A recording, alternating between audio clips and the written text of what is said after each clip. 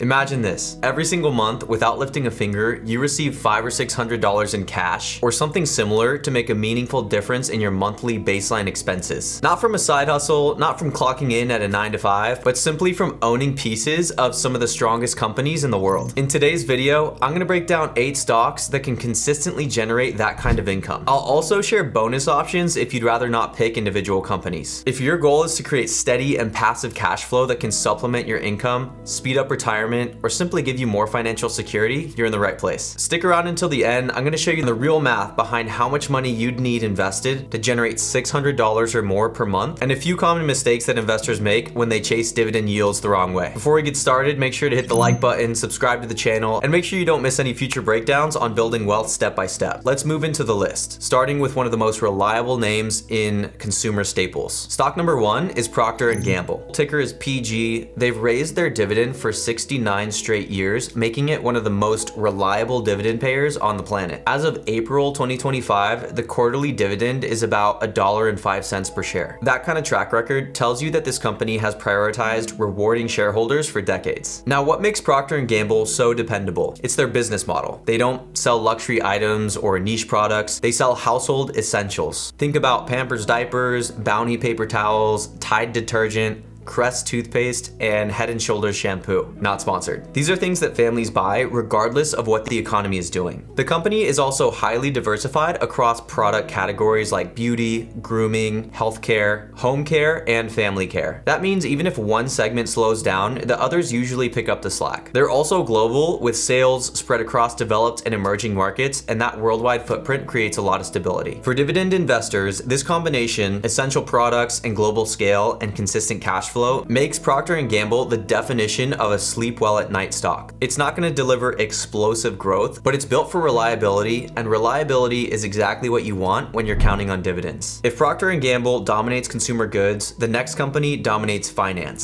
Stock number 2 is JP Morgan Chase, stock ticker JPM. It's the largest bank in the United States by assets. In March 2025, the board raised the quarterly dividend to about $1.50 per share beginning in Q3 2025. And that's a strong signal of confidence from management. Here's what makes JP Morgan stand out: scale and diversification. The bank makes money in multiple ways: consumer banking, credit cards, wealth management, investment banking, and trading. That diversification means that no single segment controls its entire future. In today's interest rate environment, JP Morgan has benefited from higher net interest income. Simply put, they earn more money when lending spreads increase. Smaller regional banks often struggle in these conditions, but JP Morgan's balance sheet, holding hundreds of billions in cash and deposits with banks, which is about $426 billion as of Q1 2025, gives it a lot of stability and flexibility. They've also built a reputation for strong risk management. When smaller banks stumbled in recent years, JP Morgan was able to step in and capture more market share. For dividend investors, JP Morgan offers something very important: exposure to the financial sector through a company big enough and diversified enough to weather volatility. That's why I consider it a cornerstone holding in the banking space. So let me ask you this: do you feel comfortable investing in consumer staples like Procter & Gamble, or are you more comfortable with financial giants like JP Morgan Chase? Ideally, we can hold both, but some people just want to concentrate more of their trades. Next, let's move to a company that dominates home improvement and retail. Stock number 3 is Home Depot, ticker symbol HD. They're the largest home improvement retailer in the United States. As of 2025, it pays a quarterly dividend of $2.30 per share, with over 2,000 US stores and a global footprint of roughly 2,350 locations. Its scale is definitely unmatched in this category. One thing I like about Home Depot is its balanced customer base. About half of its revenue comes from professional contractors, and the other half comes from do-it-yourself customers. If homeowners are spending less, contractors often keep business steady, and that balance really smooths out results over time. The company also enjoys strong margins, with gross margin consistently around 33%, and that profitability combined with consistent cash flow makes it easier to fund dividends and buybacks. Another key point is the economic moat. So along with Lowe's, Home Depot dominates the space. If you're working on a home project or running a contracting business, chances are you're gonna go to one of those two companies. The level of market concentration reduces competition risk, and it protects pricing power. For dividend investors, Home Depot is attractive because it blends reliable income with the potential for long-term growth. As housing demand and renovation spending grow over decades, Home Depot stands to benefit. And it's rewarding shareholders directly with steady dividend increases. From home improvement, let's move into a company whose products you can find in almost every refrigerator in the world. Stock number 4 is Coca-Cola. Ticker is KO. It's one of the most recognized brands globally, but it's not just soda. They own Powerade, Vitamin Water, Smart Water, Topo Chico, among many others. In February 2025, they announced their 63rd consecutive annual dividend increase, raising the quarterly payout to about 51 cents per share. What sets Coca-Cola apart is brand power and distribution. Their products are sold in more than 200 countries, and that global reach gives them consistent sales even if one region slows down. They also have pricing power. When inflation drives up production costs, Coca-Cola can raise prices without seeing demand collapse. Consumers may cut back on big ticket items, but a can of Coke or a bottle of water usually stays in the budget. Financially, Coca-Cola has strong margins and predictable cash flow, which are both critical for supporting dividends. And because beverages are consumables, demand repeats daily. That constant turnover provides the kind of stability that few companies can match. For dividend investors, Coca-Cola is a textbook example of a forever stock. They're global, they're essential, and they're very dependable. But what about a company with a much smaller dividend, yet one that belongs on almost every investor's radar? Let's talk about Apple. The ticker symbol is AAPL. Apple currently pays a quarterly dividend of about 26 cents per share. That might sound tiny, and the yield is less than 1%. So why does Apple make this list? Because dividends aren't the only story here. Apple combines steady payouts with enormous potential for capital appreciation. If you look at Apple's business model, it's more than just iPhones. Their service division, which includes the App Store, Apple Music, iCloud, and Apple TV, now contributes over a quarter of total revenue and continues to grow at double-digit pace. That services revenue is recurring, it's sticky, and it's very high margin. It complements their hardware ecosystem, creating a reliable cash engine. And that cash engine funds not only dividends, but also massive share buybacks, which enhance shareholder value. So even though the dividend itself feels modest, Apple represents a growth stock with a shareholder-friendly approach. You're not buying it just for income, you're buying a company with decades of dominance ahead. And they just also happen to return cash every quarter. Now let's shift gears into healthcare with one of the highest yielding stocks on the list. Stock number 6 is AbbVie, ticker ABBV. AbbVie pays a quarterly dividend of about $1.64 per share as of September 2025. That's one of the highest yields on this list. AbbVie is a pharmaceutical company specializing in immunology, oncology, and neuroscience. For years, its blockbuster drug Humira drove most of its revenue. When the patent expired, many expected AbbVie to struggle, but management definitely planned ahead. Drugs like Skyrizi and Rinvoq have stepped in, with sales growth strong enough to offset much of the decline in Humira. Recently, AbbVie even secured extended exclusivity with Rinvoq until 2037. This gives investors confidence that this revenue stream can support the dividends for years to come. Financially, AbbVie generates over $20 billion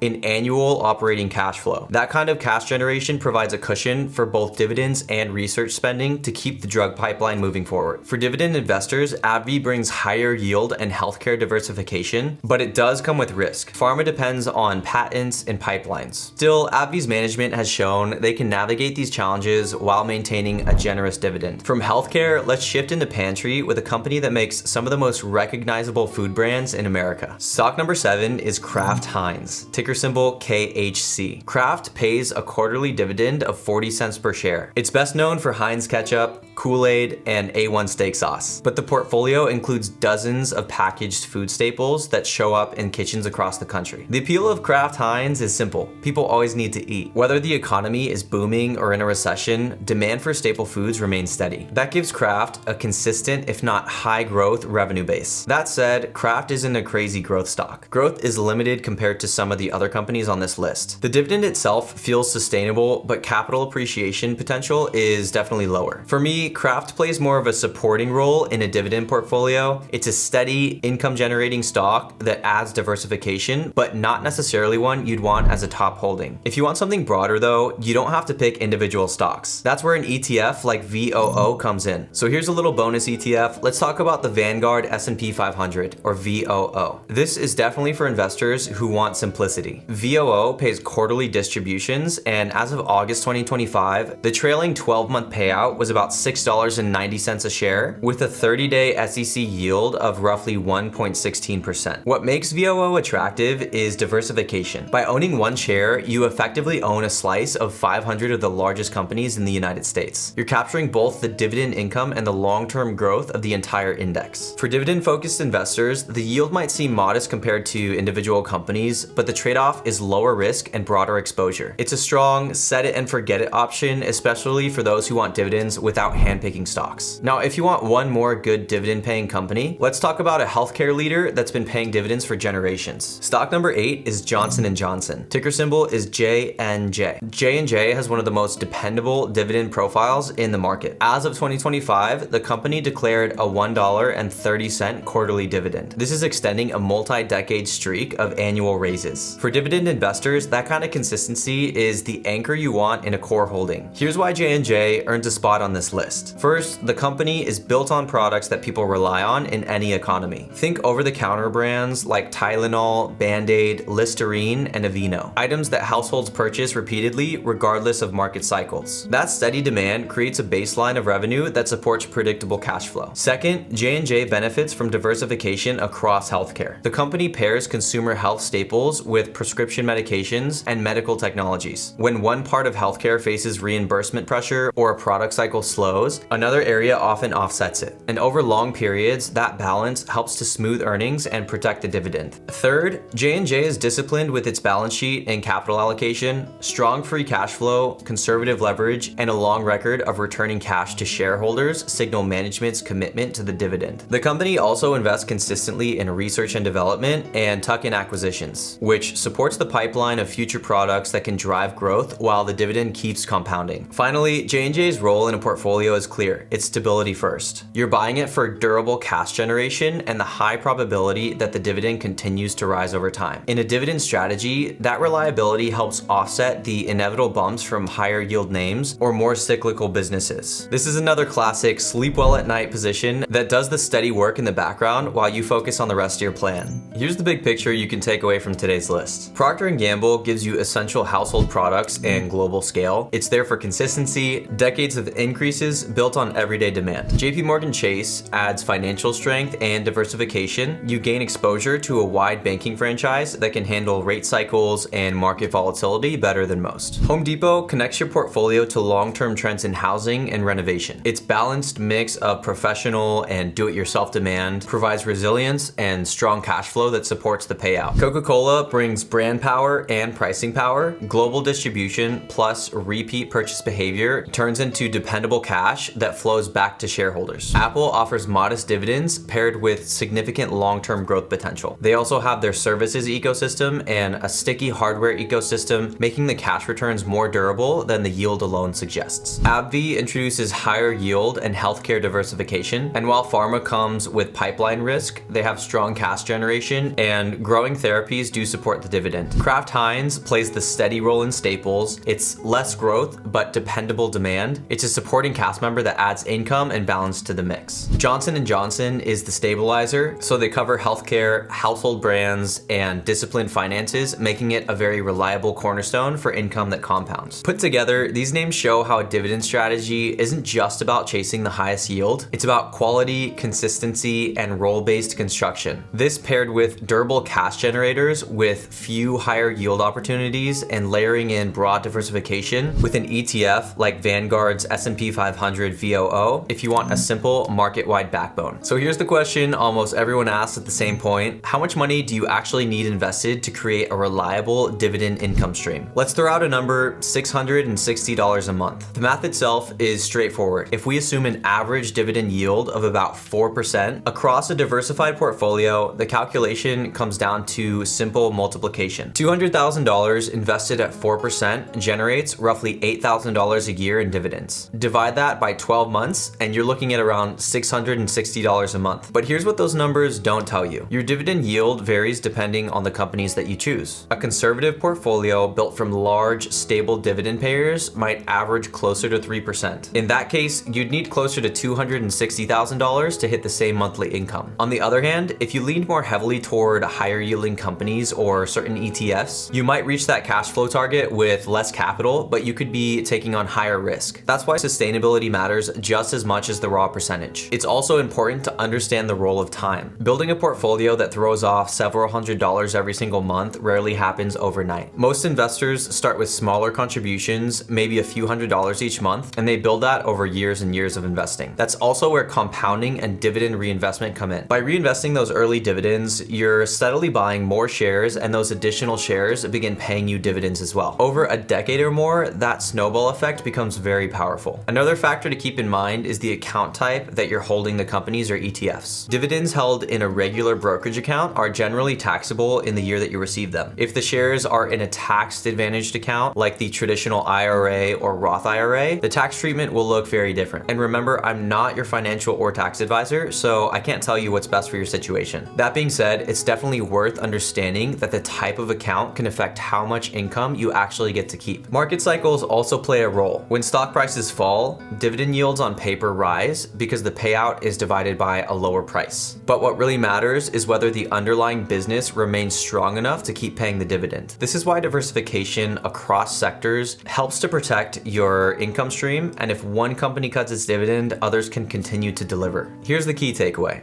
Yes, the number $200,000 might sound very large, but you don't have to get there in one step. Dividend investing is about consistency. It's about small, regular contributions combined with reinvestment and patience. This is going to bring you closer and closer each year to your goal. And once your portfolio starts generating meaningful income, you'll just see how rewarding that long-term discipline can be. So here's my question. What's your personal dividend income target? Is it $200 a month to cover utilities, $500 to offset groceries, or maybe $1,000 or more to make a real dent in your living expenses? Share your goal in the comments below. I'd love to hear where you guys are aiming. So there you have it, 8 reliable dividend paying companies, 1 bonus ETF, and the real numbers behind what it takes to generate hundreds of dollars each month in passive income. If you want to build financial freedom step by step, this is the type of consistent approach that works. Don't forget to like and subscribe so you don't miss any videos on building wealth. I'm Chris, thanks for watching, and I'll see you guys in the next one.